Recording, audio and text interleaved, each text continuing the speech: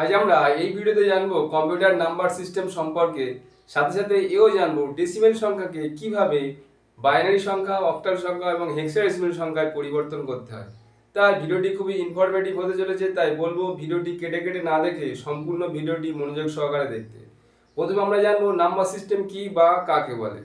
Number system হলো কতগুলি অক্ষর এবং সংখ্যার সমষ্টি যেগুলি কম্পিউটারে গণনার ক্ষেত্রে বিশেষভাবে সাহায্য করে থাকে। নাম্বার সিস্টেম দুই প্রকার, এক হলো পজিশনাল নাম্বার সিস্টেম, দুই হলো নন পজিশনাল নাম্বার সিস্টেম। প্রথমে আমরা জানবো পজিশনাল নাম্বার সিস্টেম কি। দেখো, যে নাম্বার সিস্টেমের নির্দিষ্ট রেডিয়েক্স বা বেস ভ্যালু আছে তাকে আমরা পজিশনাল নাম্বার সিস্টেম বলে থাকি। পজিশনাল নাম্বার সিস্টেম মূলত চার প্রকার: decimal number system, binary number system, octal number system এবং হেক্সাডেসিমেল নাম্বার সিস্টেম। প্রথমে আমরা জানবো ডেসিমেল নাম্বার সিস্টেম কি বা কাকে বলে। ডেসিমেল নাম্বার সিস্টেম হলো একটি নাম্বার সিস্টেম যার বেস ভ্যালু হলো 10, তাই সর্বাধিক আমরা 10টি সংখ্যা ব্যবহার করে এই নাম্বার সিস্টেমের হিসাব নিকাশ করতে পারি। সংখ্যাগুলি হলো 0 থেকে 9 পর্যন্ত। তাহলে আমরা ডেসিমেল সংখ্যা চিনব কিভাবে? দেখো, ডেসিমেল সংখ্যা চেনার উপায় হলো ব্র্যাকেটের মধ্যে সংখ্যা থাকবে আর বাইরে যদি 10 থাকে তাহলে তোমাকে বুঝতে হবে এটি ডেসিমেল সংখ্যা। এই ডেসিমেল সংখ্যার একেবারে সর্বশেষ ডান দিকের সংখ্যাকে এলএসডি বলা হয়, লিস্ট সিগনিফিক্যান্ট ডিজিট, এবং একেবারে বাঁ দিকের সংখ্যাকে বলা হয় এমএসডি, মোস্ট সিগনিফিক্যান্ট ডিজিট। এরপর আমরা জানবো বাইনারি সংখ্যা সম্পর্কে। বাইনারি সংখ্যা হলো একটি সংখ্যা পদ্ধতি যার বেস ভ্যালু হলো 2, সংখ্যা দুটি হলো 0 এবং 1, তাই সর্বাধিক আমরা দুটি সংখ্যা ব্যবহার করে এই সংখ্যার হিসাব করতে পারি। আর মজার বিষয় হলো এই কম্পিউটার কেবলমাত্র বাইনারি সংখ্যায় বুঝতে পারে। এবার আমরা বাইনারি সংখ্যাকে চিনব কিভাবে? বাইনারি সংখ্যা চেনার উপায় হলো এই ঘরের মধ্যে সংখ্যা থাকবে আর বাইরে যদি 2 থাকে তাহলে তোমাকে ভাবতে হবে এটি বাইনারি সংখ্যা। তবে ঘরের মধ্যে যে সংখ্যাগুলো থাকবে সেগুলি 0 এবং 1 হতে হবে। এই বাইনারি সংখ্যার একেবারে ডান দিকের সংখ্যাকে বলা হয় এলএসবি, লিস্ট সিগনিফিক্যান্ট বিট, এবং একেবারে বাম দিকের সংখ্যাকে বলা হয় এমএসবি, মোস্ট সিগনিফিক্যান্ট বিট।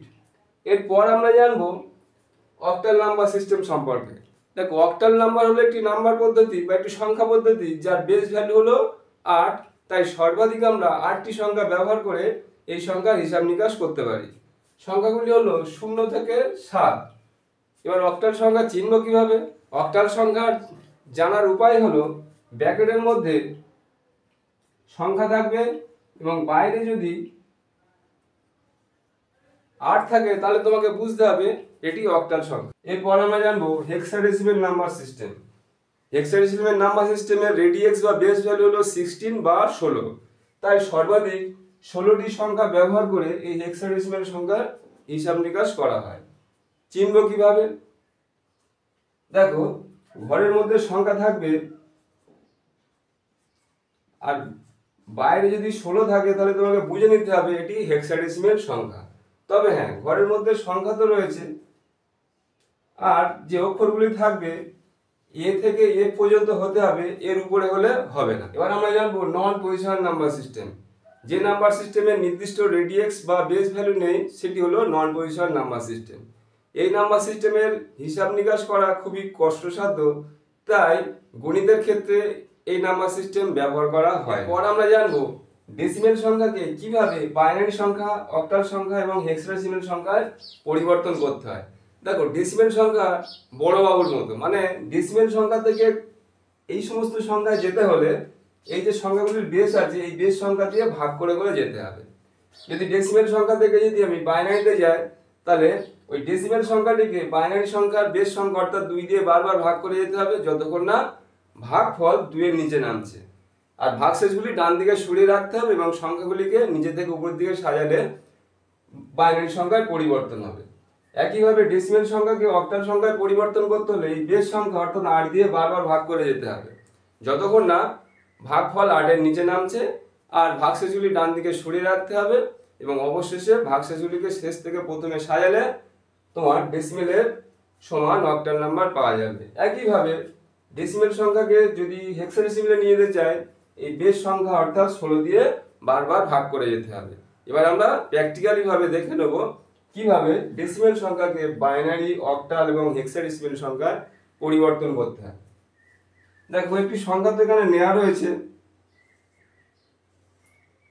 98, এই সংখ্যাটিকে 2 দিয়ে বারবার ভাগ করে যেতে হবে বাইনারিতে নিয়ে যাওয়ার জন্য। তাহলে 2 দিয়ে ভাগ করলে এই বড় সংখ্যা তো কেটে কেটে ভাগ করতে হবে, না হলে অসুবিধা হবে। প্রথমে 9 নিলাম, দেখো 4 2 8, এখানে আছে 9, হাতে থাকে 1, 1 10 8 18, 9 2 18, ভাগশেষ কত? ভাগশেষ 0, পাশে সরিয়ে রাখলাম। আবার 2 দিলাম, 2 2 4, 4 2 8, এখানে 9 আছে, ভাগশেষ 1, পাশে সরিয়ে রাখলাম। আবার 2 দিলাম, 12 2 24, ভাগশেষ কিছু পেলাম না, পাশে সরিয়ে রাখলাম। 2 দিলাম, 6 2 12, ভাগশেষ পেলাম না, 0 সরিয়ে রাখলাম। 2 দিলাম, 3 2 6, ভাগশেষ পেলাম না, 0, পাশে সরিয়ে রাখলাম। 2 দিলাম, 2 1 2, আর এখানে 3 রয়েছে, ভাগশেষ 1, পাশে সরিয়ে রাখলাম। সংখ্যাগুলি নিচে থেকে উপরের দিকে সাজালে ডেসিমেলের সমান বাইনারি সংখ্যা পেয়ে যাবো। তাহলে সংখ্যাগুলি এই নিচে থেকে উপরের দিকে সাজাতে হবে। তাহলে 1 1 0 0 0 1 0। আশা করি বুঝতে পেরেছো। এবার আমরা জানবো ডেসিমেল সংখ্যাকে অক্টাল সংখ্যায় কিভাবে নিয়ে যায়। তাহলে এই সংখ্যাটিকে 8 দিয়ে ভাগ করতে হবে। 8 দিয়ে ভাগ করতে হলে দেখো এখানে 9 রয়েছে, 8 1 কে 8, হাতে পেলাম 1, 1 10 8 18, 8 2 16, 8 দিয়ে 16, এখানে যে 18, তাহলে ভাগশেষ 2, পাশে সরিয়ে রাখলাম। আবার 8 দিলাম, এখানে যে 12, 8 1 কে 8, ভাগশেষ 4, পাশে সরিয়ে রাখলাম। সংখ্যাগুলিকে নিচে থেকে উপরের দিকে সাজিয়ে নিলাম। তাহলে সংখ্যাগুলি হবে 1 4 2। এবার আমরা জানবো ডেসিমেল সংখ্যাকে হেক্সাডেসিমেল সংখ্যায় কিভাবে নিয়ে যাব। তাহলে এই সংখ্যাটিকে 16 দিয়ে ভাগ করতে হবে। 6 16 96, তাহলে এখানে 6 দিলাম, আর এখানে আছে কত? 98, ভাগশেষ 2 পেলাম, পাশে সরিয়ে রাখলাম। দেখো 16 তুলনায় 6 ছোট রয়েছে, তাই আর ভাগ করার কোনো প্রয়োজন নেই। সংখ্যা দুটি হবে 6 2, এটি হলো হেক্সাডেসিমেল সংখ্যা। দেখো ছোট সংখ্যা নিলে তোমার স্টেপগুলি ছোট ছোট হবে, আর বড় সংখ্যা নিলে সংখ্যাগুলি বড় বড় হবে, মানে স্টেপগুলো অনেক বড় হবে। তাই এই নিয়মটিকে ফলো করে তুমি যে কোনো ডেসিমেল সংখ্যাকে বাইনারি, অক্টাল এবং হেক্সাডেসিমেল সংখ্যায় পরিবর্তন করতে পারো।